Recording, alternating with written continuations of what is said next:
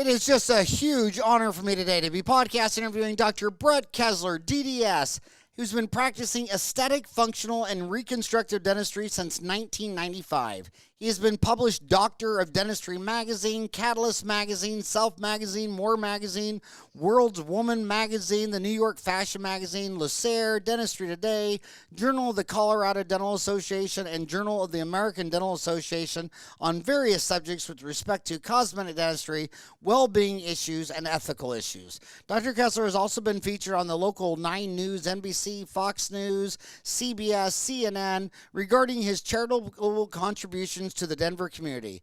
In 2015, Dr. Kessler was featured by the Denver Post as the top dentist in the Denver metro area with its inaugural Strength and Health Award. He also has been honored by his peers as a top dentist in 5280 magazine's annual poll since 2006. He has served as past president of the Colorado Dental Association. He also serves as the chairman of the Wellbeing Committee for the state of Colorado and is a consultant for the American Dental Association, serving on the Dental Wellbeing Advisory Committee and the Council on the Dental Benefits Plan. He is a fellow in the American College of Dentists, the International College of Dentists, the Pierre Fauchard Academy. He is also the immediate past president of the Colorado Prosthodontic Society. He is a trustee for the 14th District of the American Dental Association. In the fall of 2007, Dr. Kessler testified on behalf of the American Dental Association before the United States Congresses on the ravages of methamphetamines on oral health. He speaks internationally to various organizations and dental societies on well-being issues in dentistry, and more recently on the subject of passionate leadership concepts. While in private practice, he was a clinical associate professor at the University of Michigan until he moved to Colorado in 1999. Brett then taught occlusion and morphology at the University of Colorado School of Dental Medicine, where the dean was my teacher at UMKC, Denise Kassenbaum, amazing woman. In 2003, he and his wife, Dr. Gina Kessler, an orthodontist, established Town Center Dentistry and Orthodontics. Their practice is centrally located in the heart of Stapleton neighborhood in Denver, where the old airport used to be. Exactly. And Brett keeps in shape by both coaching and participating in various endurance races across the United States, running, trail running, cycling, mountain biking, triathlon. Brett and Gina have 4 children, Abby, Max, Sydney, and Riley. My gosh, what an honor to have you on the show. I'm serious, Brett. I wanted you on so bad. And one of the big reasons I wanted you to be on was actually your post on Dental Town Today. Somebody started a thread, says cancel your ADA membership, and dental offices should have been closed down, and dental office should have never been closed down, and I totally blame the ADA. They majorly dropped the ball. I'll never be a member again. And you were such the only adult in the conversation. You said, tell me about the virus. What did you know that I didn't? If you knew it was safe to practice in the midst of COVID-19 in March, why didn't you speak up? ADA did the best we could under the circumstance we were in. I stand behind our actions unequivocally. I'm sorry you feel that we didn't advocate. We did in big ways. I mean, the ADA, it reminds me of your parents. We both have 4 kids. And, right. When you're a parent, it's always going to be your fault. It's your fault till proven otherwise. And I knew when this whole thing went down that the person who would take the most heat in the kitchen would be the ADA. I mean, how could you do anything right in the middle of a pandemic where this government ordered you to shut down for 2 months? I mean, how can you how do you win that argument? I can't believe, I get scared by posting things on social media that are controversial. And, I saw that thread and wrote some things on there. And one of the guys on the thread said, you should rot in jail for your actions. And as being a leader in the ADA. And I was like, why? How did they come to that? I mean, we were scared. We were scared of the virus. We didn't know anything about it. And, the odds are that, what we knew is it was airborne through aerosols. And that's what we do to make a living is, create aerosols. So, the government wanted to shut us down completely. We advocated to keep us open, to keep our patients out of the emergency rooms because, a dental problem is never treated well in the emergency room, and no one wanted to go to the emergency rooms at the time, because of the COVID scare. And so I think we did a really, really good job being prudent, being safe, making sure we were part of the solution, not part of the problem. We didn't need to contribute more, more spread of the virus to the hospitals that would have to take care of it. And then when we figured out what was the safest way to return back to practice, we advocated like crazy for that. All in the meantime, we were advocating in Washington to make sure that economically that we'd make it, that we'd survive through the reduced dental economy. And I can say I've never, as a longtime ADA member, I've never seen the ADA more important in the profession. And the beauty of it was we treated members and non-members the same. We shared information all over the place. There was a call that Marcelo was on. He's the head of science at the ADA. He was on with the head of the Italian embassy, the chief physician at the Italian embassy. And we were asking them, how did they manage, in the shutdown? And, Italy was maybe a month before us with closing everything down and quarantining everything. And he explained their playbook as far as shutting down the, making sure everyone's safe. And then Marcelo asked, what do you do? What are the dentists doing? And he said, we're all waiting for you to figure it out. The ADA, we're looking to you for the answers. And so it really became more of just a United States issue, but a worldwide issue. And I was really glad to be at the table to help, push this needle forward. And some people were, saying that, the ADA, they didn't understand. So, did they not realize the executive director, Kathleen, she lost her child from this? Do you think this didn't hit home to the executive director of the ADA when, she had to bury her daughter during all this? Tell me, I don't know of any other dentist that had to bury one of their own children. Right. From this. Not to mention they work 12 hours a day, 7 days a week around their clock, and half the people on their team aren't even paid. You know what I mean? And then just to sit back and take each other. Then the other thing that's really weird is I've always known it about all people, but you don't want to believe it about dentists. And it all started 30 years ago with the posterior amalgams being replaced by composites. Stevie Wonder can find the studies that show that the one that's metal lasts longer than the one that's plastic. When the plastic one fails, they're eaten out by microbiology, and one of them's inert plastic, and the other one is half mercury. That doesn't go over well in biology. The other ingredients are silver diamine fluoride, tin, stannous. One's like a toxic amalgam soup, and the other one's like an inert plastic. So one would be like, the metal fork in your kitchen drawer that's radioactive, and the other one would be like the plastic fork from KFC. And you say, well, obviously, the metal toxic one lasts longer. And they're like, nope, they actually don't.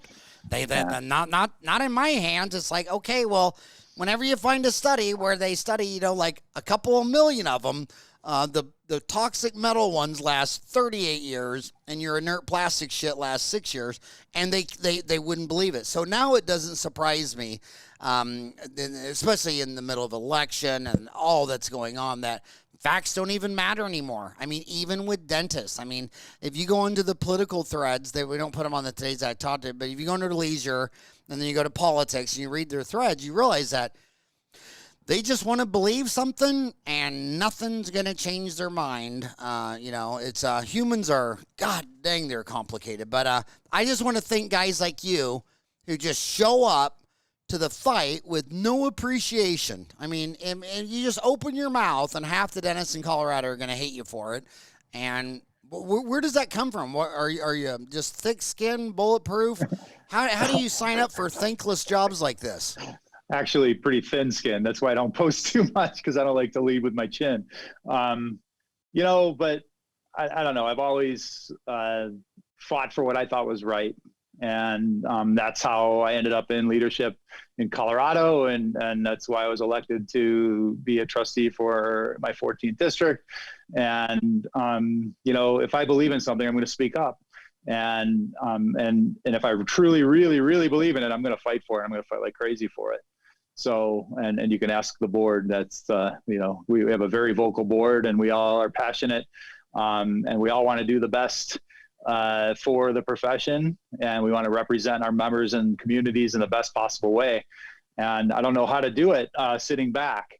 And, and I love the discussions that we have, especially when we disagree, but when we disagree respectfully, because, everyone comes from a different viewpoint. And, if we all get together and share our viewpoints and ask questions like, well, how does that work for you? This is how it works for me, but how does it work for you? And genuinely listen, we can, come up with a solution. And I think that's what the ADA did. It wasn't pretty. I'll be honest with you. We had lots of arguments and discussions behind closed doors, or behind closed Zoom rooms. And, but I think what we came up with was the absolute best possible scenarios for our dentists, our members, for the communities we serve. And, I have a lot of respect. First of all, I've always been a member, even in dental school. Thank you. And the reason I have, it's kind of like your parents. I mean, my mom and dad, you would think they would be perfect to be able to have a child like me. You would just assume they were just perfect. But, I always told my 5 sisters and my brother, they're the only mom and dad you got. And, they're not perfect. And my 4 boys, we have the same relationship. I always tell them, I'm never said I'm perfect, but, I am your only dad. And I was really impressed by them way back. When I started lecturing, it was in 1990. And, of course, I didn't have anything nice to say about pretty much anything. Back, when you're 20, when you start lecturing at 27, you're just filled with piss and vinegar, Right. And my seminar was called Dental Mania. How dumb was that when you're 27? And now, I've matured from Dental Mania to Dentistry Uncensored. But they actually invited me down there, and they flew me down there, and there was a whole bunch of them, and they just wanted to hear this. Who is this little shit out there ranting? And they totally wanted to know everything I was thinking, and I thought it was pretty cool. But the main reason I wanted to get you on the show is because, only the genius dentists are smart enough to marry the girl dentist in their class. And the fact that you married Gina, while all your other friends, were out there dating the prettiest girl at the Waffle House, you thought to myself, okay, every girl in this room is going to make $10,000 a month from 25 to 65. That's $5 million. And all my peers are going to marry the prettiest waitress at the Waffle House, and they're never going to have a job, and they're going to blow $10,000 a month for 40 years. So that's a $10 million difference. My God. Did you ever actually figure out the return on investment of marrying a girl in your dental school class? Did it pay for your dental school and your student loans? Is that one method, just to graduate without any student loan debts? You say, well, right now I got $400,000 student loans, but I just married the chick sitting next to me, and she's going to pay them all off. Was that your intention from the word go? The best laid plans, Howard. I'll tell you, the best laid plans. But then when she graduated from orthodontic or from a program at University of Michigan, I did announce my retirement that day, and but it never quite worked out that way. I just think it's so cool because all the pretty and all that can fade away, but my God, if you marry someone in your class, you got something to talk about. You know everything, and I'll never forget the studies where it just talked about post-grad. They're not talking about undergrad, and we're talking about post-grad, like a PhD, a doctorate lawyer. But when 2 lawyers, 2 physicians, 2 dentists, when 2 post-grads in the same degree get married, they only have a 10% divorce rate. It's the lowest divorce rate measured. Huh. That is amazing. And the other thing I wanted to bring you on is couple things. When I got out of school in 87, I wanted to, obviously they never mentioned sleep or sleep apnea or snoring or any of this stuff, but I made it all the way out of dental school and was never told that a pain med could be addicted. That was a problem. When I got out of school in 87, the pain med people, the sample ladies, would come by your office. Are you old enough to remember that? Yeah, absolutely. Yeah. What year did you get out of dental school? 95. Okay, so you're only I'm only 8 years older, but the bottom line is nobody knew this was an issue, and they were just handling out samples everywhere. And then it indeed turned into be a huge issue, and then they were treated almost like religion, like judgmental. You're bad, you're evil, you need to go to jail, especially in redneck states like Kansas and Texas and things like that. And so there is progress, because I remember there was my little brother was born gay, and the abuse he took in Kansas of being born that way. He now lives in Sydney, Australia, and it wasn't going to change 1.7 million people's mind in Kansas, so he just went to Sydney, where there's 400,000 of them. But now gay people can get married, and now when you have a problem with marijuana, I mean, you're out there in Colorado, they legalized it. So I do like the fact that it's gone from you're a bad boy and need a spanking to this is a disease and let's treat it like a doctor. Have you seen that whole journey? Because you always talk about recovery and addiction, which is a very taboo subject. It's like talking about, gay marriage or something. Well, if it's okay, I'll tell you a little bit about my story. And, I would love to hear that. In fact, I'd love to get an article on Dental Town or a course or whatever, because it's a taboo subject. Even people who have gone through it all, they still don't want to have it associated with their name on the internet. You know what I mean? Right. They want to hide in the basement. Yeah, and I'm a recovering drug addict and alcoholic. My sobriety date is October 21st, 1998. I didn't grow up with the goal of becoming an addicted person, but it just happened. I vividly remember the first time I drank. And I spent most of my life trying to chase that feeling with more and more and different kinds and different ways of entry. And I hit my bottom, my first bottom in 1997, where I was actually practicing in Michigan. And I took some of my staff with me to Chicago, where I grew up. And I dropped them to a dental CE. I think it was an AGD meeting. This was in 97.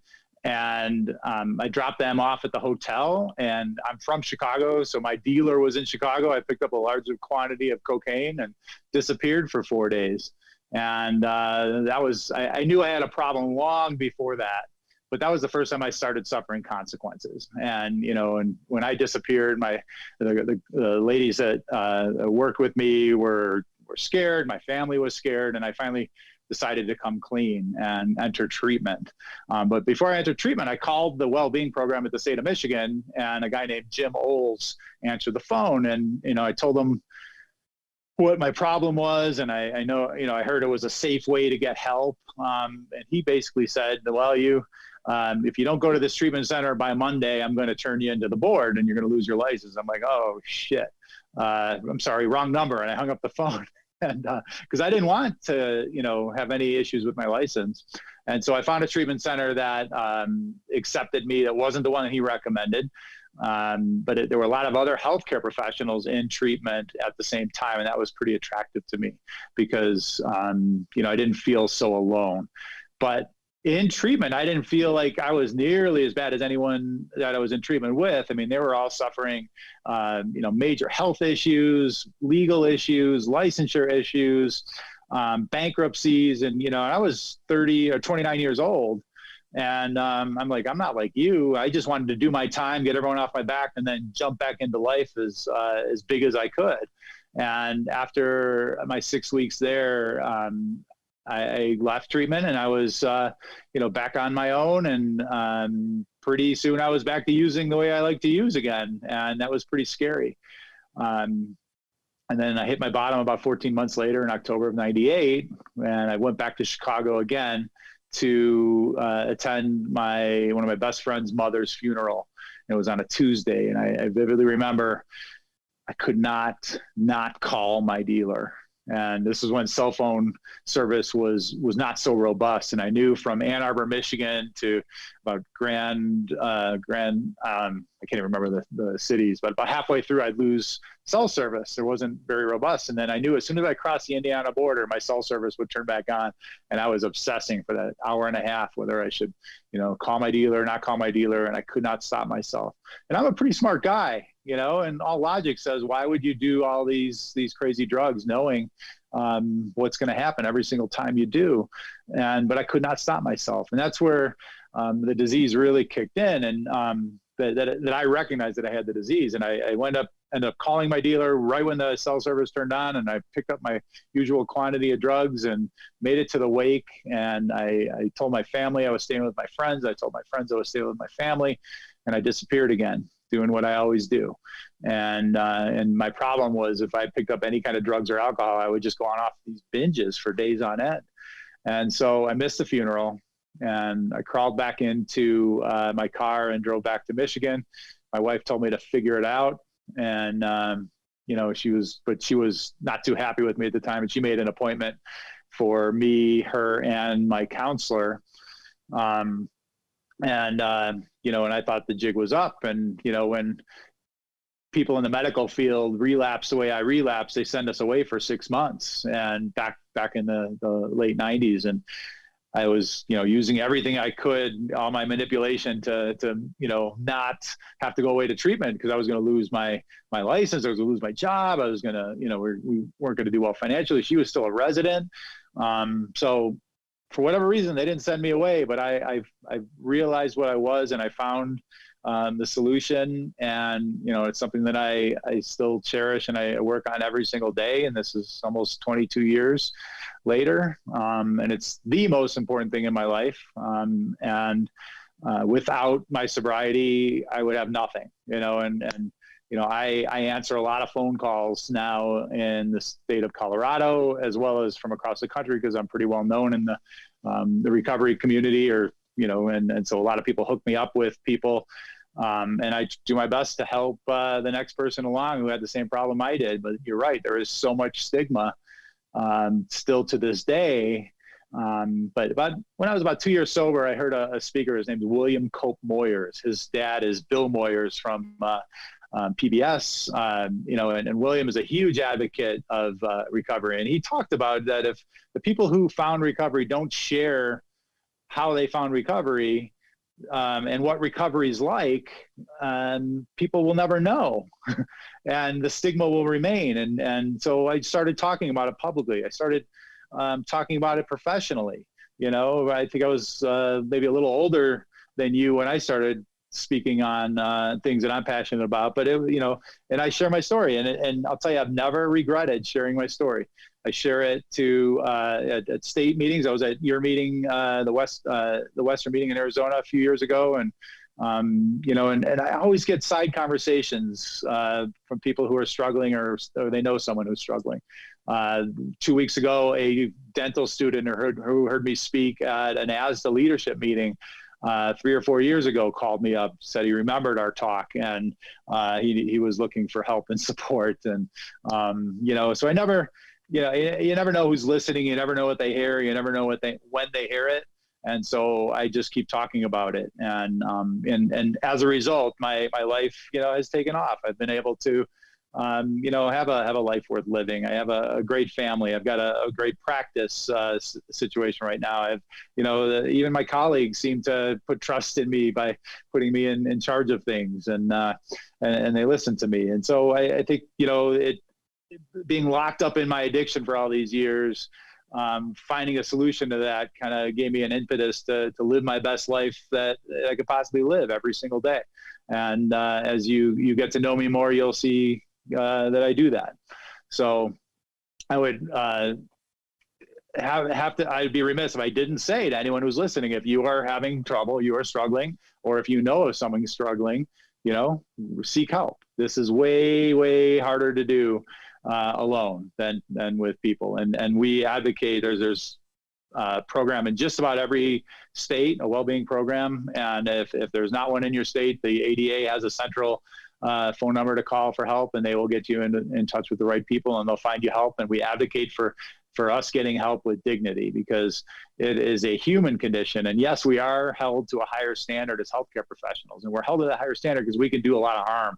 As you said, with the samples that we used to get back in the 80s, before I was in practice, cocaine, we can get pharmaceutical grade cocaine from the pharmacy on a regular basis. So we make anesthetic, and I'd be dead if that were the case today, because it would be, my drug of choice, and I would abuse it like crazy had I not found recovery. So I've seen people like me regain their lives as a dentist, and some maybe regain their lives not as dentists. But I've also seen people die, and I've seen our colleagues pass away from this disease, and it's always a tragedy when that happens. And, it gives me the motivation to keep pushing forward, and, maybe I can reach somebody, and it's enough for them to change their trajectory. And, and anyone who's in recovery is there to help. So please seek it. So the ADA, that's the ADA Dentist Wellbeing Programs Handbook? Or do you know that? Is that it? Yeah. Uh-huh. And what is that number? You said oh, you're gonna put me on the spot. Could I just give it to you and put it on the liner notes? If you call the regular ADA number and say I've got a well-being issue, they will put you in contact with that department. Okay. And do you give your number to any listeners, or is that overwhelming? Yeah, absolutely. No, my number's out there, and I can give it to you right now if you want. Yeah. 720-989-7960. That's my cell phone. I field calls every week or so from either colleagues or someone who loves a colleague who's struggling. And so if it's too much, I won't answer. So he just gave out a cell phone. That's talk about true love. 720-989-7960. And I mean, that is amazing. But some people in their state, like I know in Arizona, people used to have their, couldn't understand where Arizona is known for all these rehab centers. I mean, when famous people had, no names mentioned, but that really famous person had a sex addiction problem. The sex addiction deal was in Tucson. I mean, it's great. It's desert. It's weather. But the people here, they would always send you to a treatment planner that's, clear on the other side of the country. And so the rumor is, why would they do that? Because, obviously people are saying, is he getting a kickback from this one over there? Because I passed 5 of them on the way to the airport to fly all the way to Pennsylvania. Or is that intentional design? Well, first of all, just like not every dental office provides the same kind of dental care. Not every rehab provides the same kind of care for those who are addicted. My recommendation for people is I try and match when I'm recommending a treatment center, I try and match a place that I feel they would feel most comfortable, where there would be, maybe it's one that specializes in men's issues or trauma issues, women's issues specifically. All of them have a professionals track where other healthcare professionals are in treatment at the same time. We have a local treatment center here called Cedar. It's on the Fitzsimmons campus in Aurora, Colorado. That's a great program. But a lot of people from Colorado don't like to go there for fear of, there's so much entering rehabilitation is a scary time. And I know when I was in early recovery, I was so scared of my patients seeing me at a recovery meeting or questioning things. And so I wanted to go as far away as possible. I didn't. I ended up going locally in Michigan, but a lot of people just want to go far away. And so we've got special treatment centers all over the country that I think we try and match best to the person and their situation. So just like every dental office isn't the same, rehabs aren't the same too. Well, I know every dentist is gonna. The first thing they're gonna think is, being a dentist. Like if you have an autoimmune disease, if you have MS, your family has autoimmune disease. It might have, celiac sprue and rheumatoid arthritis and all these things. They always want to know: is this a hereditary genetic component? Could 23andMe show you that this is an issue? I mean, does it seem to run in family? Do you feel you inherited a deck of cards that came with the king of spades for addiction? Yeah, there were some addictive behaviors in my family, but I don't think anyone quote unquote had a true addiction, and so mine came just out of just mass use. I just used a lot. My party never ended, and I started using early, and that's one of the key contributors. The earlier someone starts abusing substances, alcohol, drugs, etc., in a developing brain, those pathways to feel good become dominant.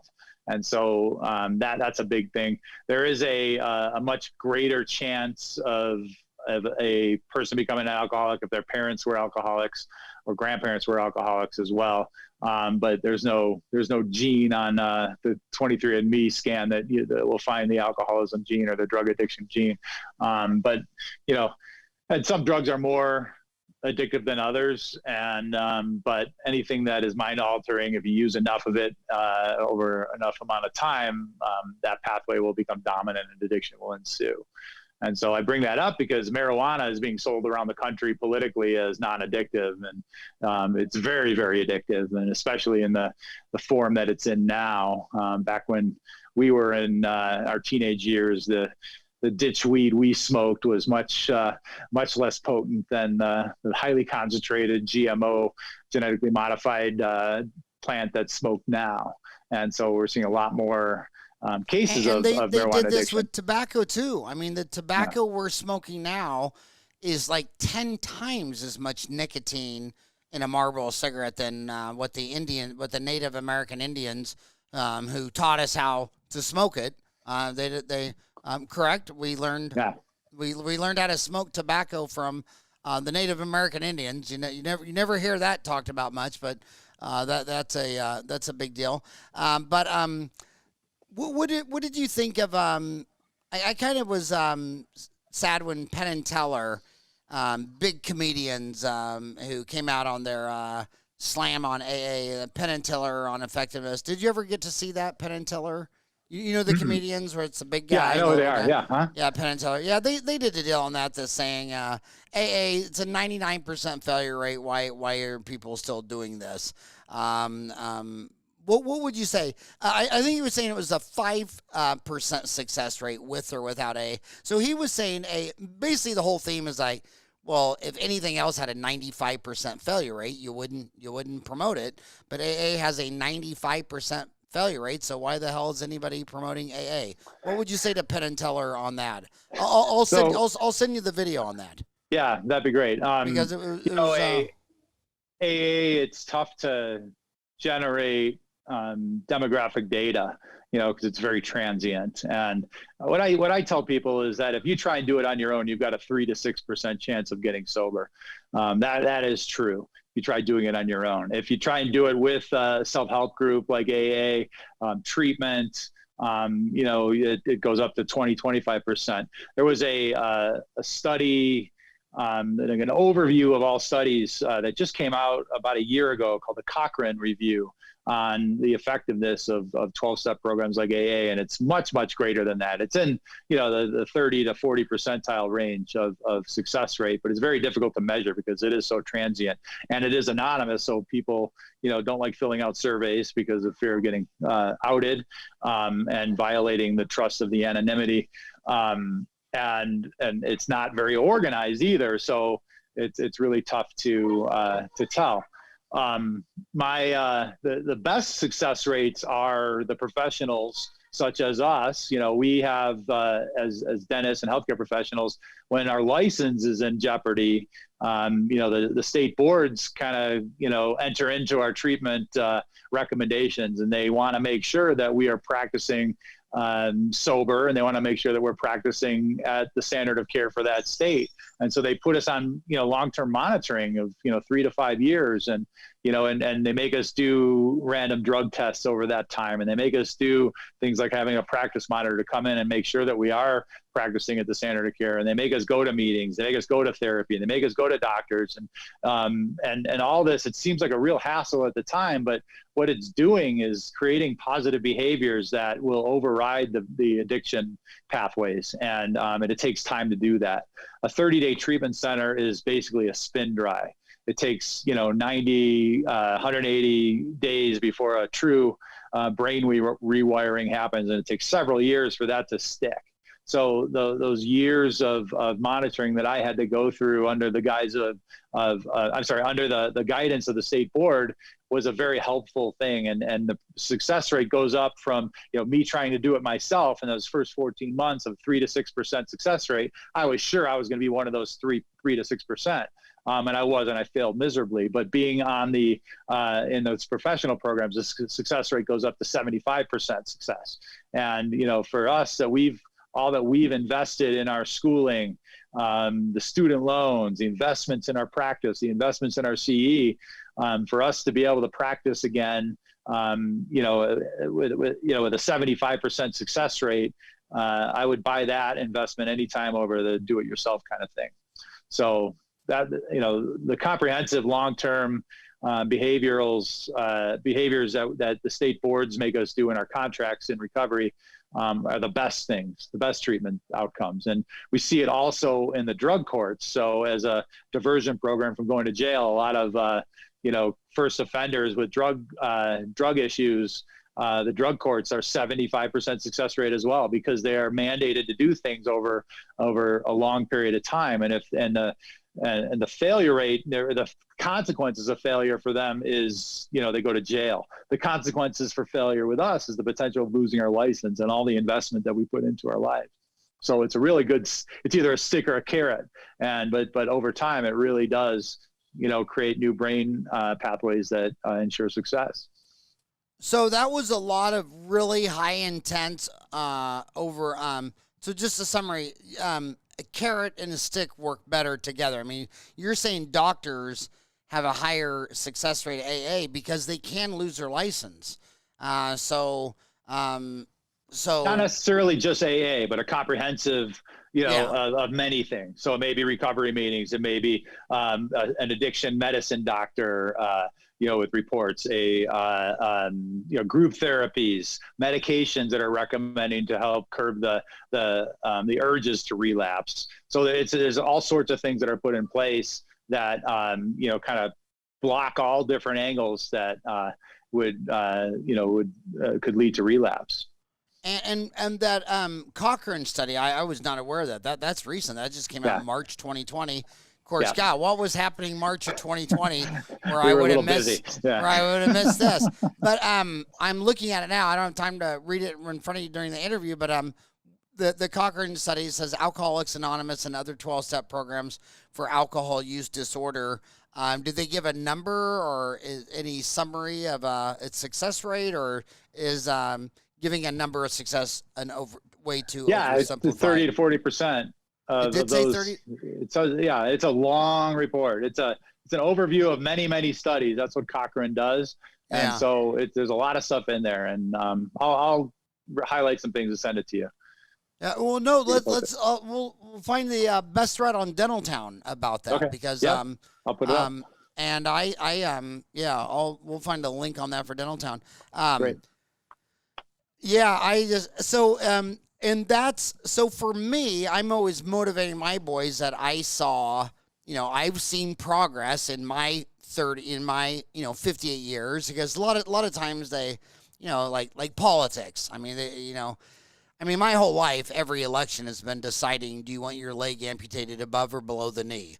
Right. Would you rather die of cancer or heart disease? I mean, it's just, it's always like the worst decision of the year, is an election cycle. But so things just move slowly in civilization. We've been around 5,000 years. But I'm going to go back to this marijuana deal, because I have a very good friend whose son died of an overdose, not from marijuana, but of something else, opiates. And when he tells me that when he used to go to all the family meetings, everything's a family meeting, he used to think the people that had it the worst were the ones addicted to pot. And he used to feel lucky that, well, at least my son's on opiates and not the pot, because the pot was the worst. But Colorado, you were one of the first states to legalize recreational use of that. And he's saying that if you're going to do that, then why the hell wouldn't you legalize Vicodin and Percodan and Percocet at Walgreens because he sees that as equivalent.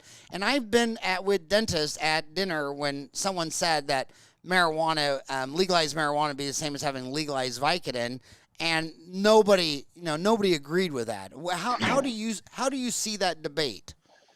So, marijuana is kind of funny because it's got this impression that it's not very dangerous, and it may not be. You may not get overdose deaths from marijuana, but it does lead to other things, and especially in the developing brain, the younger person who starts in their teens, starts smoking marijuana, their inhibitions are down, and they're going to try other things. This is how the opiate problem became a political problem. The opiate problem has been a problem for since its inception, but until the white middle class teenagers started dying of overdosing, it's been killing the black communities for decades. But it's never been an issue until it became a problem in the white neighborhoods. If you put 10 people in a room and had them smoke marijuana for 30 days, maybe 3 of them will become addicted to marijuana. Okay. If you put those same 10 people in a room and inject them with opiates for 30 days, all 10 of them will be addicted to opiates. So it is much more addictive, and it is much more dangerous. And there's, the overdose deaths are skyrocketing. And, we had it, going down a little bit, and it's going back up again, especially in COVID. Substance abuse is way up. Can I, Sure. sorry to interrupt. I feel dumb interrupting as you're on it, get around, but I just, when it looks at the overdose though, I don't know. I'll admit I don't believe it, because when I see anybody famous dying of opioids, I mean, take who is that famous Whitney Houston or whatever. Whenever they show the Prince, my hero. I mean, God, Prince, that album 1999, Little Red Corvette. I mean, he's legendary in my music collection. But they didn't. You look at their blood toxicology. There was there's 5-6 other things in there, a lot of it fentanyl. And I'm always wondering, Prince had the money for a jet, and he has to fly around to buy illegal opioids that's made in bathtubs and cut with fentanyl. But if it had been legal and he just could have drove to Walgreens and bought legal Vicodin from an American pharmaceutical, would he have died from the opiate, or are these opiate deaths? Because I firmly believe that the DEA is mostly worried about their 50,000 employees, and they got to have a job. And we have more people in prison than Mao Zedong or Stalin had in prison. 3.5 million people in prison. They're all worried about those jobs. And when you keep it illegal, that you keep all these jobs. And I just think, I always wonder if the DEA, if you just closed down the DEA, fired all the people and canceled their unfunded pensions, and you did the same with all the prisons for all the people who did a nonviolent drug crime, and you legalized everything, like how the British found China, 100 years ago when they got there. That's how China was operating. Would Prince have died from an opioid overdose if he could have got it clean, manufactured, made, and not made in somebody's bathtub? Addiction is addiction. And I'll just use the example of alcohol. It's still the most abused drug out there, and it accounts for more deaths than any drug combined. Okay, 80-some thousand deaths per year are attributed to alcohol. Nicotine, also legal, the second most abused drug out there. More deaths due to nicotine side effects or long-term side effects of nicotine use is killing people in droves. Heart disease, lung cancer, many cancers and stuff too. So,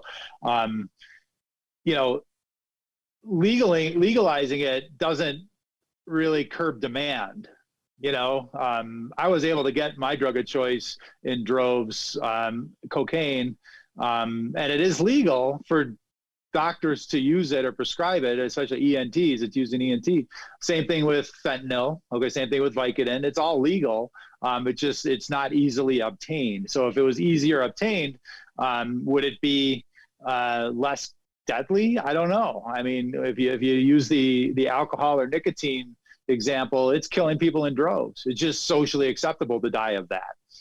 You know what I mean? And what I fear yes, there's quality control when it's regulated. And, you know, it was funny because when marijuana was on the ballot here in Colorado, it was a public ballot. It wasn't a government decision. It was a public decision. And, you know, we had the most people who admitted to using marijuana in the country. 56% of residents of Colorado admitted to marijuana use in their anonymous polls and stuff like that. So we had the highest in America. So of course they chose the marijuana advocacy industry, you know, pushed Colorado to be legalized first. And I couldn't believe it when, you know, it won and became legal. And I kept thinking, wow, this is signs of the apocalypse, you know, and, you know, legalizing marijuana. And I've, you know, and for, you know, and I speak around the country on marijuana issues in dentistry. And I'm actually speaking on Saturday at the North Carolina Caring Dental Professionals meeting, and virtually, of course, but on this subject. And marijuana is the medical marijuana laws are gateway laws. Okay, meaning that they're in our Surgeon General, the U.S. Surgeon General says there's absolutely no medicinal reasons to use marijuana. 100%. He says it. I'll send a video and post it on Dental Time. Sorry, my dogs are going crazy. You know, and I'm sure there are medicinal properties that would help some diseases, but they haven't been studied yet because it's a Schedule I drug. And so if it became a Schedule II drug, we'd be able to study it better. And there are a lot of studies going on. They're just not federally funded right now. And to see what the efficacy is of THC in the medicinal, in various medicinal ways. So I'm sure there are some positives, and but we haven't studied them yet. So if it is truly a drug used to improve health, then it should be studied as such and proven to be efficacious in that way. And then it should be distributed by those that are professionals in distributing drugs, pharmacists, not, you know, 20-something-year-olds who tell you what, you know, it should be used for. You know, right now it's all empirical that, you know, my aunt had irritable bowel syndrome and she ate, you know, marijuana gummies and it helped her IBS. Therefore, marijuana is useful for all GI problems. That's basically how the studies are going. And it's not true. There's not double blind. It's not controlled. So I expect there to be some medicinal benefits to it in the future, but it needs to be studied as such. But what it does, there is a study that's really important that's been done out of the University of Michigan over the last 40 years, I think, where it looks at it polls 12th graders, okay, and on one line of the graph, it wants to know how risky is marijuana use and how much do you use. And so if there's a high level of risk, there's low level of use. If there's low level of risk, there's high level of use. And that's been going over about 30 or 40 years. And that's you know, what I'm fearful of with marijuana is that by legalizing it across the country, you know, it's wonderful. It's from the earth and it, you know, it's not addictive. All these, you know, the stuff that comes out, it lowers the perception of risk amongst those that are most vulnerable. And therefore the use is going up. And when use goes up in a developing brain, it's going to lead to, you know, more drugs, harder drugs, different kinds of drugs, different entries of drugs, and more deaths. And again, I think a lot of this mass legalization is a pushback from the government's mass criminalization. You know, if they weren't 100%, if they weren't so frickin' like they always do for 5,000 years, you know, they try to kill every fly with a sledgehammer. You know, humans kill about 1% of each other and their families. The government's killed 6% of all the people. You know, I mean, you know, they're locking them up and throwing away the key and all this kind of stuff. I think a lot of this just political pushback. It's, you know, they just hate the government. And the other thing I don't see about the medicinal THC is when you have a medicine, you get the pure drug. You wouldn't smoke it in a plant that has 12,000 other things burning. I mean, when you're smoking a joint and you say it grew hair, I mean, what grew hair? I mean, you're smoking 12,000 chemicals, and to say it was one, there's just nothing scientific about it. Do you believe the old saying that born an addict, once an addict, always an addict. All you're going to do is trade one addiction for another. So I noticed we've both done Ironmans.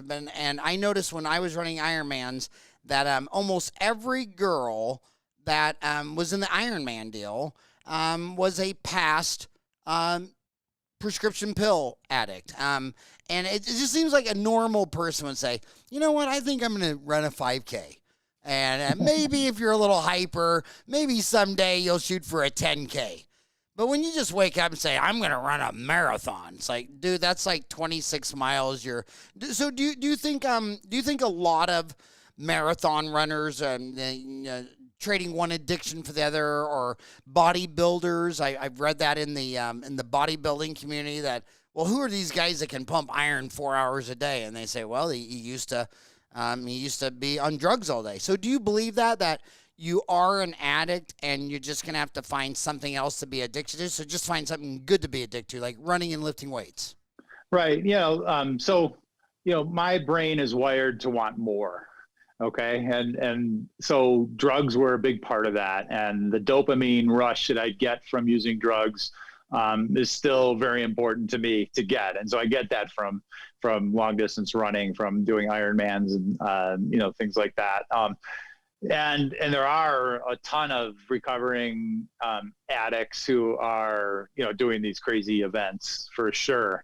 And but the definition of addiction is, continued use of a substance or behavior and incurring consequences, and yet still choosing to use and still do that behavior.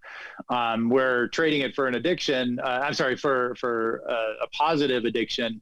I'm not getting any negative consequences from running long or doing Ironmans and things like that. So, but the dopamine and the brain chemistry satisfaction is happening for sure. But addiction accounts, is prevalent about 10 to 15% of the population. And I'd say it's about the same, maybe a little higher in endurance athletes, but what was the number you said? What percent of the population? 10 to 15% of the population have an addiction problem at some point. Okay, now is that a U.S. number? Because when I lecture around, the Russians, when I was lecturing in Russia, they all brag that they had the highest alcoholism rate in the world at 40%. And then when I was over in Ireland a couple times, they would tell you that the Russians were number one, but they were number two at 38%. And then I always hear this 14, 15% United States. So do you believe that Russia is 40%, Ireland's 38%, and America a mixed bag of people from all 208 countries? I think it's more of a cultural issue, in my opinion, and it's so ingrained in their cultures to drink, and it is in ours too, but not to the level as Russia or Ireland. So, I don't know. I remember the first time I lectured in Poland, Warsaw, Poland, right after the Berlin Wall fell. I mean, wow. My jaw dropped because those in the morning, those orange juice glasses at every dental convention, lunches, rubber chicken, rice pilaf, and in the morning They have those little orange juice glasses. They had pictures of just table room vodka, and the dentist would fill the glass, an 8-ounce glass, and they would sit down and they would drink that just like your water.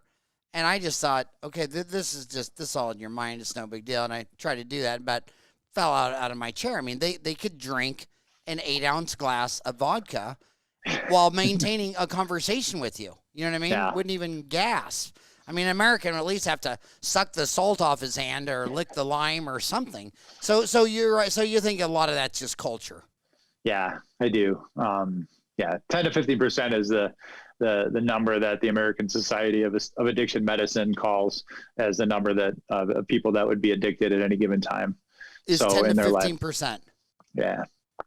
Huh. It's in the Cochrane study too, I think. Yeah, and I was also looking at that Cochrane study. It's was in front of me and I messed it up. But anyway, it was saying how it was saying the average age.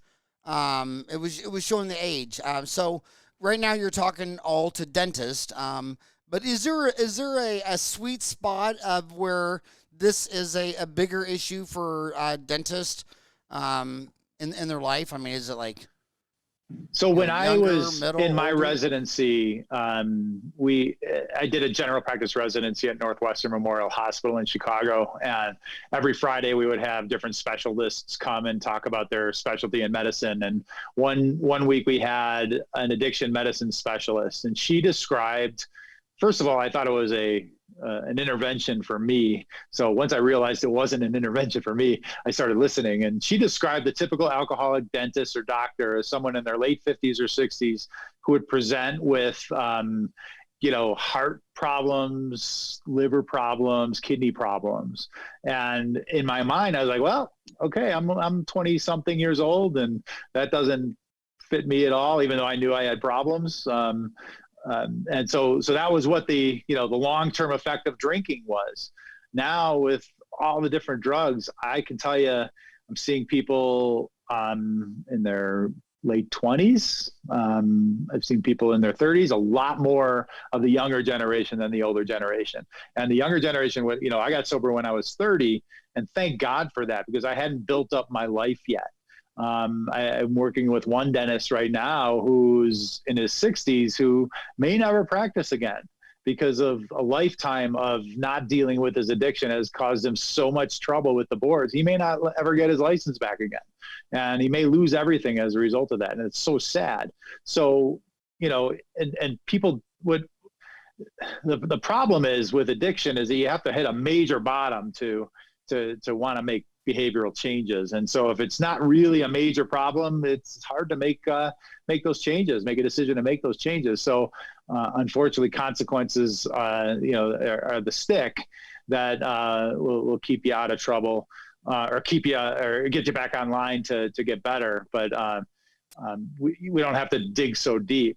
I think I'm seeing a lot more issues with anxiety and burnout in the younger 40 and younger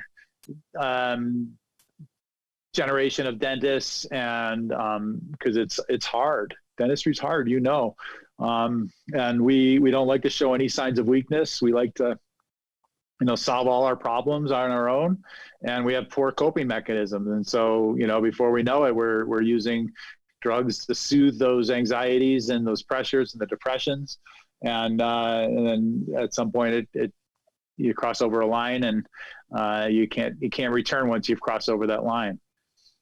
And you were saying, in Russia, it's probably culture, and it really has to be somewhat culture, because I've always read that anesthesiologists have the highest problem, that 40% of anesthesiologists will, in their lifetime, have a substance abuse deal with this. And I remember that perfectly.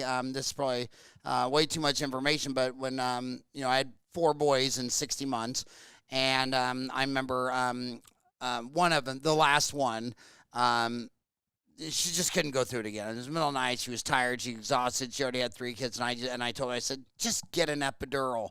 And she's like, no, I want to have it natural. And I said, only a man named Dr. Lamaze, who never had a kid, could tell all the women to have it natural. I said, I want to get Dr. Lamaze in my dental office and pull his teeth naturally. I want him to hold his wife's hand and just blow and blow, and it's just pressure. It's just pressure. I said, I can't even believe. So I got her, relaxing, and anyway, and I walked in there and I told the OBGYN who delivered the first year, I said, she's getting an epidural. And he goes, no, I don't think she needs it. I said, she's getting an epidural. And he's like, all right, I got it. So back then I had the Motorola flip phone. He makes a phone call. This guy shows up out of nowhere, and I said, God, where were you? And he goes, just at the Waffle House waiting. But anyway, so he starts epidural. I said, I'm a dentist. Can I watch? And he said, yeah. I said, you're probably used to this. This is lidocaine, but it can't have any epinephrine in it. That'd be a big deal. And he said that was for the short-acting or the long-acting fibers. And then we put another one in for the fentanyl, for the whatever, the long-acting or the whatever, and the opposite. And he put that in there, and I'll never forget it. I mean, all of a sudden someone just grabbed my arm and said, what was that? And I said, what was that again? He goes, fentanyl. I said, fentanyl.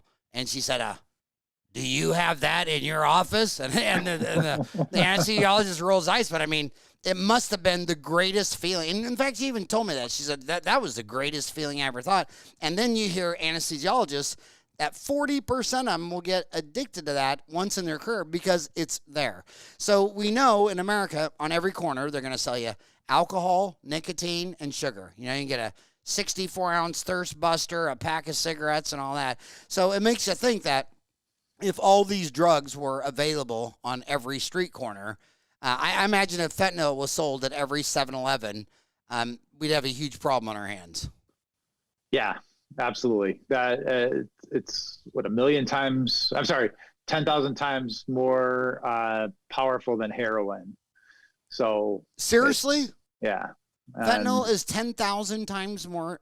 Wow. And what's killing the kids is the fentanyl's cheap. The Chinese fentanyl, they're mixing it into the Norco or the Vicodins that are out, the Percocets and stuff that are out there. They're manufacturing their own. Just a few grains too much in the pill will overdose somebody, and that's how they're dying. It's just because there's no quality control. It's so just grains. I'm talking like grains of salt that makes the difference between life and death, and there's no quality control.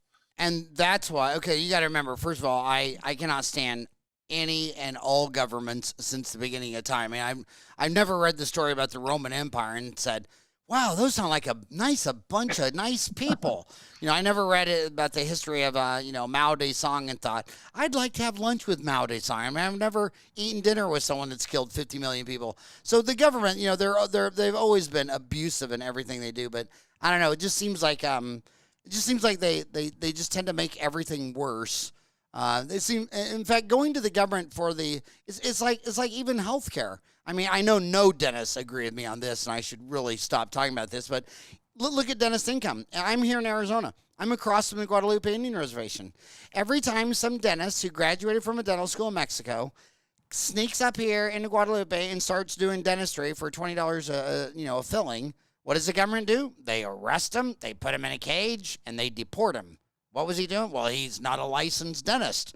It's like, well, I don't think America had licensed dentistry for the first 15,000 years that humans lived here. You know what I mean? I don't think they had licensed dentists in 1776. I think that you've made a racket, and I'm all for saying this dentist is licensed by the Arizona State Dental Association, just like I'm all for you saying the FDA does not approve this drug. But when you cross line and say, well, the FDA hasn't approved it, so thus now you can't have it. So the woman who sold me my McMansion sold the McMansion to go to Scandinavia because she had to move to Denmark to get a medicine for her brain cancer that's made in America. And she could get it in Denmark. In fact, she could get it for free in Denmark if she moved there and bought a house. So here's an American that had to sell her house, move to a foreign country to get a drug made in America, and that's the racket. That's why healthcare is so expensive. So when people are saying, well, we need socialized medicine because healthcare is so unaffordable. Yeah, it's only unaffordable because the government has regulated it into the ground. So they'll destroy something until it's so destroyed. Your only choice is, well, will you help me because it's all destroyed? So, yeah, but I hate talking about the politics of healthcare, but I'm involved in the politics of healthcare, and there's so many issues with our system for sure. But also there has to be standards. A lot of physicians abused the system like crazy. And a lot of dentists, I was part of the dental benefits program council at the ADA, and most dental insurance companies are they know 5% of dentists commit fraud, and they'll overbill for everyone gets four quadrants of scaling and root planing. Every kid gets 10 stainless or 8 stainless steel crowns, and and so those abusers and the insurance companies know it because they're stupid enough to file for it, and try and get reimbursed for it. But the insurance companies are punishing the other 95% for those 5% that are abusing the system. Same thing in physicians. And so, we kind of did it ourselves. That's where, standards have to be in place somewhere, and the government doesn't know anything about dentistry. I don't know, there's 3 or 4 Congress dentists that are in Congress, And Five. yeah, so 5. So but still, there's overwhelmingly it's a small percentage of congressmen, and they're not there just because they're dentists. They got to deal with education. They got to deal with oil and gas. They have to deal with the economy and things like that. So we're a small piece of the pie. And so we as an organization, the ADA or the Arizona Dental Association, I was at your meeting last week, amazing group of dentists you have there. And I'm proud to be part of Arizona's district. But we have to make sure that our standards are there and that we are providing the best for our community. And government unfortunately has to intervene, or monitor if things get out of hand. But if we don't have those relationships with legislators, it's going to go pretty far south quickly. And so there's my plug to support your local Arizona PAC for those of you in Arizona and across all the country at your state PACs. And then, of course, the American Dental Association PAC is really important, too. And I want to tell you that we do have one of the forums is under health topics is substance abuse and recovery. And I just posted that 12-step that you told me about that I missed because it came out during March of 2020. Kind of other things came out that month, like the pandemic. But so if you have any notes or anything you want to post on that, because my gosh, it's a disease, and your colleagues love you. And if you need help, you got to raise your hand. No one can read your mind. And I know you're a very busy man, and my gosh, I've been trying to get you on the show for a long time. And Brett, seriously, thank you so much for taking the time out of your schedule to come on my show and talk to my homies about all things ADA, all things substance abuse, and all things. I think you really helped him. The executive director of the Colorado Dental Association, he's a cool guy. Greg Hill, that lawyer. Greg's a good guy. Yep. Yeah. I love that guy. He's you can tell just by looking at his mask that he's got to be a fun guy to hang out with. But thank you for all you've done. Thank you for being a pioneer, and thank you for getting healthy so you could be here to share your story. And thank you so much for coming on the show. Wonderful. Thanks for having me, Howard. It's great talking to you. Long overdue. I know we've been trying to coordinate this for a couple of years now. And, remember the good old days when it was just you and me on Google Plus? We were the only 2 people on there, but now it's gone. But I followed you a lot.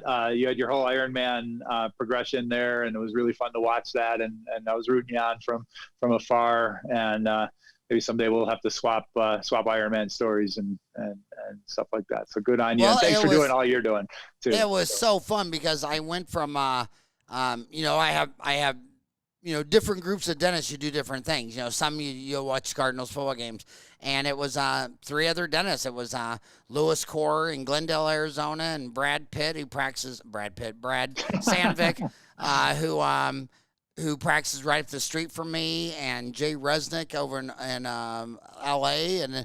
And what was fun is you would go on a 6-hour bike ride, and people would say, "Oh my God, what did you do for 6 hours?" Like, it really isn't any different if 6 guys were at a pub, or 6 guys were at a house, or 6 guys were at a meeting. We would ride for 6 hours just talking like this for a 6-hour bike ride, and I just loved it. But thanks for all you do, and you have to come back on again.